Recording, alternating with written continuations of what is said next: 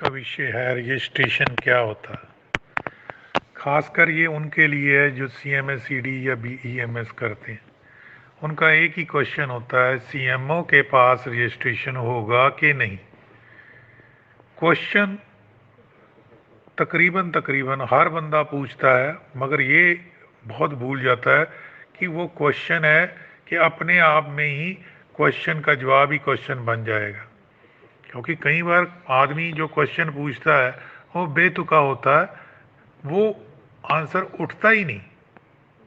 जैसे मान लीजिए कि किसी सरकारी नौकरी में लिखा है कि रजिस्ट्रेशन नंबर डालो।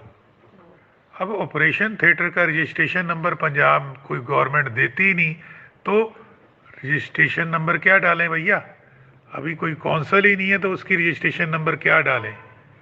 तो क्वेश्चन कई बार हर क्वेश्चन सही नहीं होता, जवाब तो गलत होते ही हैं, मगर कई क्वेश्चन भी गलत होते हैं। अब ध्यान से सुनिए, रजिस्ट्रेशन क्या पंगा है।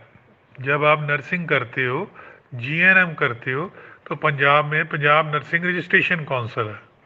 यूपी में ऐसे ही काउंसिल नर्सिंग है, या यूपी स्टेट मेडिकल फैकल्टी से रजिस्ट्रेशन होती है। वो रजिस्ट्रेशन का कतई भी MBBS की रजिस्ट्रेशन के बराबर नहीं मानी जा सकती। वो पंजीकरण जो है, इसका मतलब कि वो नर्स जो है वो किसी हॉस्पिटल में काम करने योग्य है। अगर आप कनाडा में जाओगे, आप इंडिया की रजिस्ट्रेशन लेके, तो वहाँ नहीं चलेगी। वहाँ आपको एक्सपीरियंस लेना होगा, वहाँ की पढ़ाई करनी होगी, और वहाँ का NCLEX टेस्ट देना होगा, जो प्रैक्टिकल नर्स का और रजिस्टर्ड नर्सिंग का अलग अलग है। इवन वहाँ से आप PhD कर लो तो भी वो रजिस्ट्रेशन नहीं देते। यहाँ इंडिया में तो बगैर टेस्ट ही रजिस्ट्रेशन हो जाती है नर्सिंग की, मगर वहाँ कनाडा में, USA में अनटिल अनलेस आप स्किल परफॉर्म करके नहीं दिखाते, आप आइल्स का स्कोर नहीं लेते, आपकी रजिस्ट्रेशन नहीं होगी। इसका मतलब आपकी पढ़ाई जो है वो एक साइड, और एक आपकी रजिस्ट्रेशन उस प्रोफेशन में एंट्री करनी एक साइड। अब आपको समझ आ गई होगी नंबर 1। नंबर 2, आप फार्मासिस्ट हो, कंपाउंडर हो, तो भी रजिस्ट्रेशन चाहिए दुकान खोलने के लिए, सर्विस प्राप्त करने के लिए, किसी प्राइवेट सेक्टर में भी सर्विस करने के लिए, तो आप स्टेट फार्मेसी काउंसिल से रजिस्ट्रेशन कराते हो। ये रजिस्ट्रेशन नर्सिंग जैसी ही है, मगर इसका एक्ट नर्सिंग से अलग है। इसका कानून जिसके अंतर्गत ये रजिस्ट्रेशन हुई वो अलग है। वो MBBS की एक्ट अलग है, और BMS का अलग है, और BUMS का अलग है, BHMS का अलग है, BDS का अलग है। तो कहने का मतलब, नर्सिंग काउंसिल जो स्टेट रजिस्ट्रेशन करती है उसका एक्ट अलग है, होम्योपैथी का एक्ट अलग है, डेंटल का एक्ट अलग है, होम्योपैथी का अलग है, वेटनरी का, पशु के डॉक्टरों का अलग है, और MBBS का अलग है। हर एक की एक ना एक सेंट्रल बॉडी भी है। जैसे नर्सिंग काउंसिल की इंडियन नर्सिंग काउंसिल, और स्टेट की स्टेट नर्सिंग काउंसिल। जैसे पंजाब में पंजाब नर्सिंग रजिस्ट्रेशन काउंसिल है, तो ऊपर जो सेंट्रल लेवल की है उसको इंडियन नर्सिंग काउंसिल कहते हैं। अब ध्यान से सुनिए, आप कहीं से MBBS करके आ गए इंडिया में, तो आप अपने स्टेट में जो मेडिकल काउंसिल होगी उसमें रजिस्ट्रेशन कराओगे, स्टेट मेडिकल काउंसिल। जैसे कि पंजाब में पंजाब मेडिकल काउंसिल है, ठीक है जी, आप उसमें रजिस्ट्रेशन कराओगे, फिर उसको 5 साल बाद रिन्यू होगा। ऐसे ही BDS के लिए स्टेट डेंटल काउंसिल यानी कि पंजाब डेंटल काउंसिल में रजिस्ट्रेशन कराओगे, उसका एक्ट जिसके अंडर आप रजिस्ट्रेशन हुई अलग है। ऐसे ही अगर आपने BVSC बैचलर वेटरनरी साइंस की, तो उसकी registration veterinary state veterinary council यानी कि पंजाब वेटरनरी काउंसिल से होगी। तो सभी की अपेक्स बॉडीज़ हैं वेटरनरी काउंसिल की, इंडियन वेटरनरी काउंसिल, डेंटल की जो अपेक्स बॉडी है दिल्ली में यानी कि सेंट्रल गवर्नमेंट के अंडर, तो वो इंडियन डेंटल काउंसिल, नर्सिस की इंडियन नर्सिंग काउंसिल, ऐसे ही होम्योपैथी की जो है वो सेंटर में सेंट्रल होम्योपैथिक काउंसिल है, और स्टेट में स्टेट होम्योपैथिक काउंसिल होती है। तो इसका मतलब आपकी हर स्टेट में जो डिग्री है या डिप्लोमा है, क्योंकि पास्ट में डिप्लोमा होम्योपैथी का चलता था, आजकल नहीं है, उसकी डिप्लोमा की भी हो जाती थी। अब तो सभी ऑलमोस्ट डिग्रीज ही हैं। तो बीडीएस हो गया, बैचलर ऑफ वेटरनरी साइंस हो गया, बीएमएस हो गया, एमबीबीएस हो गया, नर्सिंग का भी बता दिया आपको। तो आपकी वहाँ रजिस्ट्रेशन होती है। अब रहा ऑपरेशन थिएटर, एक्सरे, लेबॉर्ट्री, इनकी अभी सेंट्रल काउंसिल नहीं बनी, और कुछ स्टेटों में इनकी स्टेट काउंसिल बनी है, जिसकी वजह से बहुत सारी स्टेट में इनका रजिस्ट्रेशन नहीं होता या प्रावधान नहीं है, एक्ट नहीं बना। मगर अब नेशनल अलाइड हेल्थ कमीशन बन गया है, तो बहुत जल्द ही सभी स्टेट को 6 मंथ्स के under allied health council state की बनानी पड़ेगी। जैसे राजस्थान में राजस्थान पैरामेडिकल काउंसिल बनी हुई है, तो उसका नाम बदल के राजस्थान अलाइड हेल्थ काउंसिल हो जाएगा। तो आने वाले टाइम में उनकी भी रजिस्ट्रेशन होगी। मगर ये ध्यान में रखना है उसका नॉमेनक्लेचर क्या है। मान लीजिए ओटी टेक्नीशियन है और एक ओटी अटेंडेंट है, ओटी अटेंडेंट की रजिस्ट्रेशन नहीं होगी या उसका प्रावधान नहीं है, एक्ट में नहीं है। जिसकी रजिस्ट्रेशन नहीं होती इसका मतलब ये नहीं है कि वो जाली है, इसका मतलब वो लिस्ट में नाम नहीं है। जैसे मान लो आपने डिप्लोमा सर्जिकल असिस्टेंट किया है, तो सर्जिकल असिस्टेंट का जिक्र ही नहीं है नेशनल अलाइड हेल्थ कमीशन में, तो कैसे होगी भैया। अब आ जाइए, अब आपको समझ आ गई होगी कि वो रजिस्ट्रेशन जो स्टेट लेवल की होती है, ऑलमोस्ट स्टेट लेवल की जितनी भी काउंसिल्स होती हैं, वो उनका जो हेड ऑफिस होता है वो ऑलमोस्ट कैपिटल में ही होता है। जैसे राजस्थान का जयपुर में, पंजाब का चंडीगढ़ या मोहाली में, हिमाचल का शिमले में, उत्तराखंड का देहरादून में, यूपी का लखनऊ में। अब समझ आ गई होगी। मगर कुछ फेक कौंसिल या इंस्टीट्यूशन भी होते हैं, वो जानबूझ के इससे मिलते जुलते नाम रख लेते हैं। तो इसका मतलब मोहाली या चंडीगढ़ में कोई प्राइवेट बॉडी या कौंसिल है, तो इसका मतलब नहीं है कि वो सरकारी है। उत्तराखंड में देहरादून में मान लीजिए अगर कोई किसी ने नाम कौंसिल एंड में रख लिया, तो इसका मतलब नहीं है कि सभी ही सरकारी हैं। अगर सरकारी होगी तो उसके राइट या लेफ्ट पे कहीं ना कहीं शेर का पंजा लगा होगा। और डॉट कॉम जो साइट होती है वो प्राइवेट होती है, जो गवर्नमेंट की होगी वो .gov पे होगी। मगर फिर भी वेबसाइट पे कई लोग बहुत चालाक हैं, वो ऐसा लिख लेते हैं। मेरा इस वीडियो ऑडियो का बनाने का कि कहीं भी ये मतलब नहीं है कि दूसरे लोगों को बदनाम करना है, इसको अवेयरनेस क्रिएट करना है। काउंसिल शब्द फिर अलाउ क्यों किया जाता है? कई लोगों को सोसाइटी एक्ट में काउंसिल या बोर्ड रखने का प्रावधान अब बंद कर दिया गया है, तो चोर रास्ता है। लोग क्या करते हैं, इसको कॉरपोरेट सेक्शन में रजिस्टर करा के, दूसरी मिनिस्ट्री ऑफ कॉरपोरेट सेक्शन में करा के उसका प्रूफ दे देते हैं सोसाइटी को, और उधर रजिस्टर हो जाता है। तो कहने का मतलब जो आम व्यक्ति अनएजुकेटेड है या एजुकेटेड भी है, उसको दूर से लगता है कि यार इसका नाम तो पीछे कौंसिल लिखा है, तो ये नेचुरली गवर्नमेंट की ही होगी। तो वो उसके छलावे में आके उसकी रजिस्ट्रेशन ले बैठता है। वक्त के साथ उसको पता चलता है कि ये तो कागज़ का टुकड़ा है। दोस्तों, इंडिया है तो बहुत महान देश, यहाँ पे कौन मैन भी बहुत हैं, करप्ट भी बहुत हैं, और अच्छे लोग भी बहुत हैं। अब जो कौन मैन होगा वो कोई ना कोई रास्ता ढूंढ ही लेगा, लकूना ढूंढ ही लेगा। अब आती है बात सीएमओ के रजिस्ट्रेशन की। कई स्टेट में क्लिनिकल एस्टेब्लिशमेंट एक्ट लागू हुआ है, कईयों में इम्प्लीमेंट नहीं हुआ।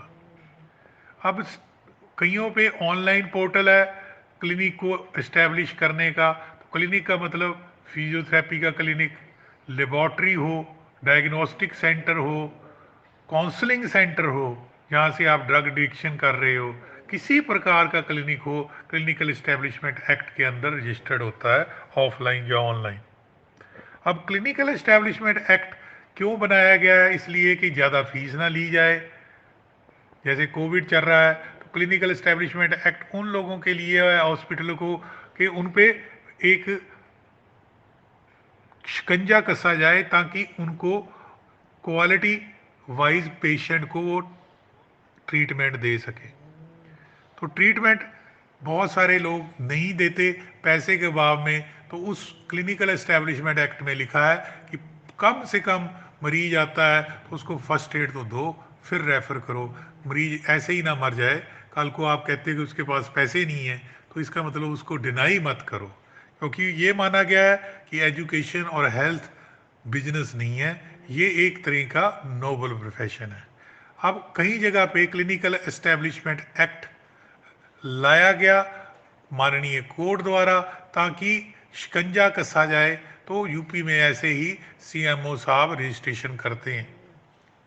तो सीएमओ रजिस्ट्रेशन किसकी करते हैं? एमबीबीएस की, उसके क्लिनिक की, बीडीएस की, बीएचएमएस की, बीयूएमएस की। तो MBBS, BDS, BMS, BUMS, BPT, physiotherapy, ऐसे ही। और कई जगह पे मैंने खुद देखा है कि वो नेचुरोपैथी की भी कर देते हैं। मगर नेचुरोपैथी का उन्होंने नीचे एक क्लॉज लिखा हुआ है कि बीएनवाईएस जिसने किया है, क्योंकि बहुत सारे बीएनवाईएस करवा रहे हैं, मगर वो तो इंस्टीट्यूशन लेवल है। इंस्टीट्यूशन लेवल का उन्होंने एक लिकुना रखा है, नीचे लिखा है कि केवल योगा के लिए। तो नेचुरोपैथी क्लिनिक सही मायने में अगर रजिस्टर्ड है सीएमओ के पास, तो उसके पास लिखा होना चाहिए नेचुरोपैथी एंड योगा प्राकृतिक चिकित्सा के लिए। मगर मैंने कई जगह पे देखा है कि जो प्राइवेट इंस्टीट्यूट से बीएनवाईएस डीएनवाईएस करके जाते हैं, तो नीचे लिखा है कि योगा टीचर के लिए या योगा के लिए। ये लिकुन्ना है, जितनी मैंने आरटीआई डाली उनका जवाब गोल मोल कर दिया गया, या फिर इधर उधर डायरेक्टर को फ़ोन कर दिया गया, या धमकी दे दी गई उस स्टूडेंट को जिसके पास ऐसा सर्टिफिकेट था। ये तो सच है भैया। या फिर प्राइवेट धीरे धीरे ये चीज़ पहले भी मैंने देखी कि सीएमएसईडी को सहारनपुर में रजिस्ट्रेशन दे दिया जाता था। तो मैंने आरटीआई डाली तो पूछा कि बाकी संस्थाओं का भी रजिस्ट्रेशन मिलता है, तो वो रजिस्ट्रेशन नहीं था, पंजीकरण था एक प्राथमिक उपचार के लिए। लोग उसको प्राथमिक उपचार को, क्योंकि जो बंदे प्राथमिक उपचार के लिए रजिस्टर्ड हो रहे थे, तो उन्होंने अपने सेंटर का नाम क्या लिख रखा था? क्लिनिक लिख रखा था। और सीएमओ महोदय शरेआम वो क्लिनिक को भी रजिस्टर किए जा रहे थे। इसी पे मैंने आरटी उठाई, क्योंकि अगर आप क्लिनिक का रजिस्टर कर लोगे और साथ में लिखोगे कि केवल प्राथमिक उपचार के लिए, तो ये तो दोगलापन हो गया। एक साइड पे उसने नाम लिखा है शरेआम क्लिनिक, और दूसरी साइड पे आप उसको प्राथमिक उपचार के लिए कह रहे हो। तो इसका मतलब नाम को आपने देखा नहीं। तो आम लोगों को डिफ्रेंशिएट ही नहीं हो पाएगा। वो तो कहेगा मैं तो पंजीकृत हूँ सीएमओ साहब से, और ये नहीं देखेगा ग्राहक कि वो सिर्फ प्राथमिक उपचार के लिए है, टट्टी पट्टी के लिए है। तो कहीं जगह पे कुछ ना कुछ लेकुना रख दिया जाता है, या वहाँ पे हेल्थ प्रोफेशनल की कमी थी, उनसे काम लेना था।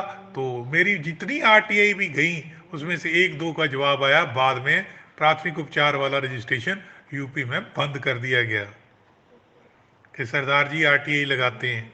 क्योंकि लोगों में एक 10वीं 12वीं में वाले को पता चलेगा कि प्राथमिक उपचार की रजिस्ट्रेशन हो रही है, तो वो क्यों एमबीबीएस करेगा? वो भी अपने नाम का क्लिनिक लिखेगा। तो ऐसे तो क्या होता है कि डिफ्रेंशिएट नहीं किया गया, तो लोगों में एक गलत मैसेज गया कि यार सीएमएसईडी करो या कोई CCH करो, हमें तो CMO से रजिस्ट्रेशन मिल ही जाएगा। वो सभी जितने फर्स्ट एडर थे वो अपने आप को डॉक्टर समझने लगे, तो इनडायरेक्ट क्वैकरी होने लगी। जब मैंने इस चीज़ के बारे में RTI डाली तो नीचे लिखा कि हम उनको से कांटेक्ट रखते हैं ताकि हम उनसे काम ले सके वॉलंटियर का। कल को कोई भी हमने आपदा आती है तो उनसे हम आप एक्सपेक्ट कर सकें कि वो हमें ग्रास रूट लेवल पे आशा वर्कर की तरह ही सहयोग देंगे।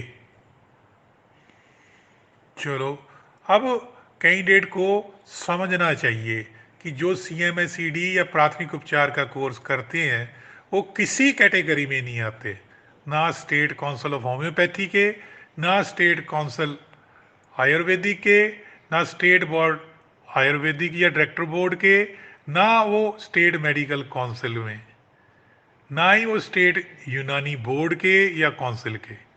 जब वो उनके एक्ट के अंडर नहीं आते तो रजिस्ट्रेशन काहे का भैया? आपकी CMSED का कोई एक्ट ही नहीं बना, कोई फर्स्ट एड का एक्ट ही नहीं बना, तो आप रजिस्ट्रेशन कहाँ से भर रहे हो भैया? जब आप चला रहे हो साइकिल और रेड लाइट जंप भी करते हो तो मोटर व्हीकल वाला जो चलान फार्म है पुलिस वाले के पास, उस पर तो मोटर व्हीकल लिखा है और आपके पास है साइकिल, तो वो चलान करेगा किस पे? क्या साइकिल वाला एक्ट बना है? क्या CMSED की रेगुलेटरी बॉडी बनी है? क्या फर्स्ट एड प्राथमिक उपचार देने के लिए अलग से कोई बोर्ड या एक्ट बना है? नहीं बना। तो आप कई बार कुछ चीज जो क्वेश्चन करते हो कि मेरी रजिस्ट्रेशन स्टेट मेडिकल काउंसिल या इंडियन मेडिकल काउंसिल या होम्योपैथिक काउंसिल या आयुर्वेदिक काउंसिल या आयुष डिपार्टमेंट या डेंटल काउंसिल में या वेटनरी में कैसे हो जाएगी? अब ध्यान से फिर दोबारा सुनिए। एक चिड़िया है, वो चिड़िया अपने घर में जाती है A में। एक कबूतर है, वो अपने घर में जाता है B में। एक तोता है, वो जाता है अपने घर में C में। अब एक D कैटेगरी में एक अलग से अलग सा पंछी आ जाता है, तो वो A या B C में कैसे चले जाएगा भैया? साइकिल के पीछे नंबर प्लेट आप अपने आप लगा लो, बात अलग है। तो स्टेट मेडिकल काउंसिल के एक्ट में नहीं, वो आपको कहां से नंबर दे देगी? उसको आप कह रहे हो कि मेरे को NOC दे दो भाई, नो ऑब्जेक्शन सर्टिफिकेट। उसको होम्योपैथिक काउंसिल को या मेडिकल काउंसिल को या CMO को आप कह रहे हो कि मेरे को ये दे दो। तो नेचुरली आप क्वेश्चन ही गलत पूछ रहे हो, आप सर्विसेज जो मांग रहे हो वही गलत हो। आप एक किराने की दुकान पे ट्रक मांगने चले जाते हो, तो कहीं ना कहीं आपकी कम्युनिकेशन और नॉलेज में कमी है।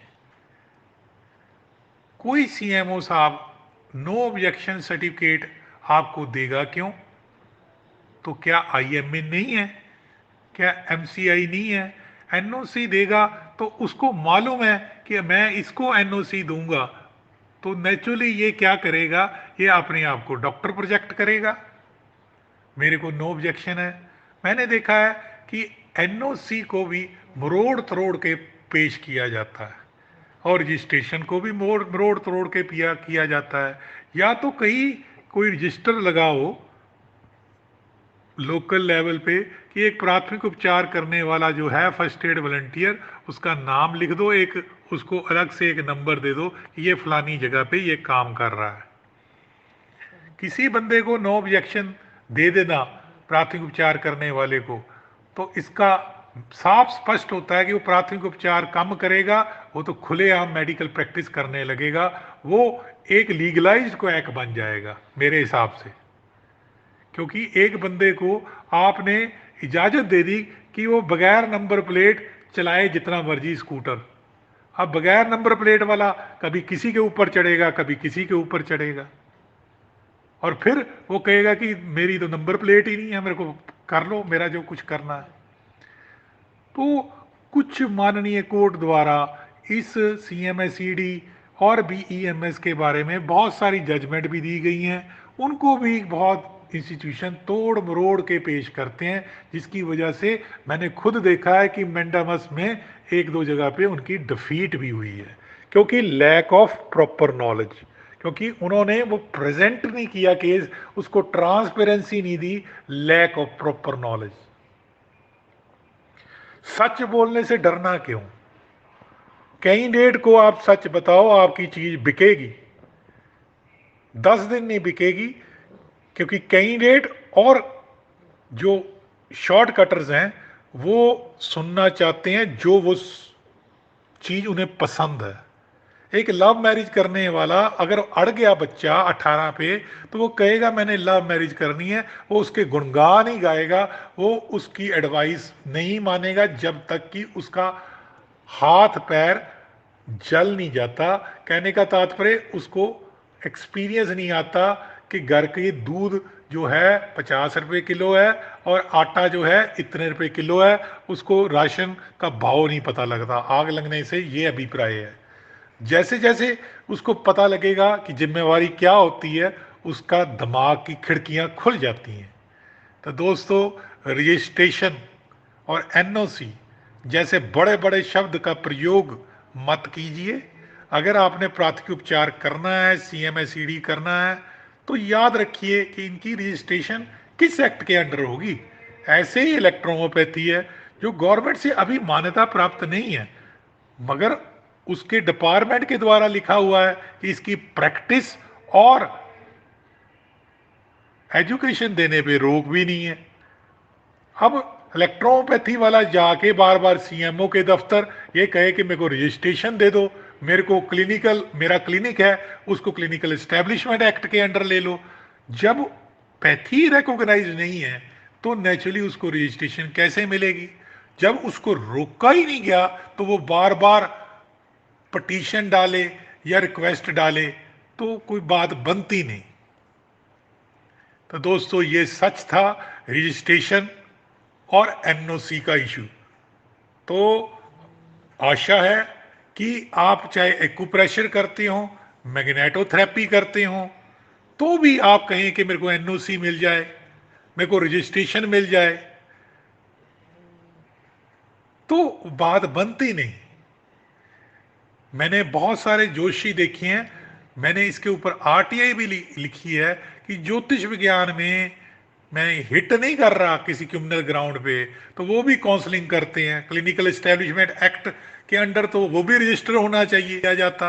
मैंने देखा गया है कि कहने को वो ट्रेडिशनल 3,000 या 5,000 साल पुराने हैं, मगर यूनिवर्सिटियों ने भी वो कोर्स चला रखे हैं, मगर उनका कोई रेलिवेंस या साइंटिफिक एविडेंस अभी तक नहीं प्राप्त हुआ।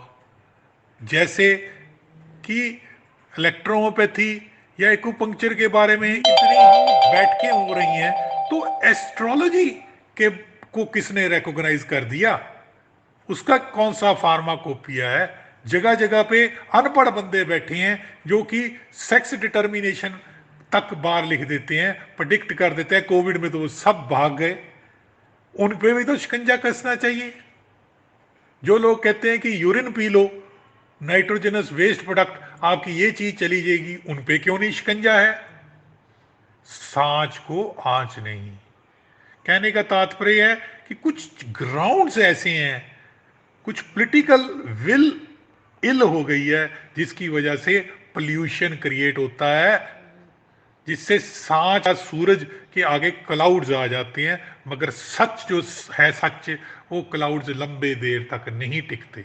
अगर आप किसी पैथी में ही यकीन करते हो, मोड ऑफ थेरेपी, और आपके पास क्लिनिकल ट्रायल्स हैं और सफिशिएंट लिटरेचर एविडेंस, क्योंकि कोर्ट, माननीय कोर्ट और जो डिपार्टमेंट है वो एविडेंस मांगते हैं, तो नेचुरली आप उसको रिकॉग्नाइज करवा ही लोगे, मगर अकेले नहीं, आपको बहुत लंबा टाइम टीम वर्क लेना पड़ेगा।